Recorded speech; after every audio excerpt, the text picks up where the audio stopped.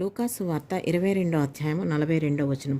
తండ్రి, ఈ గిన్నె నా యొద్ద నుండి తొలగించుటకు నీ చిత్తమైతే తొలగించుము, అయినను నా ఇష్టము కాదు నీ చిత్తమే సిద్ధించునుగాక అని ప్రార్థించను. అప్పుడు పరలోకము నుండి ఒక దూత ఆయనకు కనపడి ఆయనను బలపరిచెను.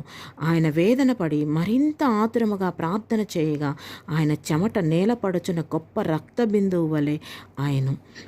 దేవుడు మిమ్మల్ని నన్ను రక్షించడానికి, పరలోక రాజ్య వారసులు చేయడానికి తన సొంత కుమారుణ్ణి ఈ భూమి మీదకి పంపించారు. ఆయన ఈ భూమి మీద ప్రతి శ్రమ, ప్రతి బాధ ఆయనకు తెలుసు. ఆయన తన తండ్రిని ఈ గిన్నె నా యొద్ద నుండి తొలగించుము అని అడిగారు, కానీ తండ్రి తొలగించలేదు, దాన్ని అనుమతించారు. ఎందుకంటే మీకోసం, నా కోసం, మనల్ని రక్షించడం కోసం, మనల్ని పరలోక రాజ్య వారసులుగా చేయడం కోసం. దీన్ని మనం గుర్తిస్తున్నామా?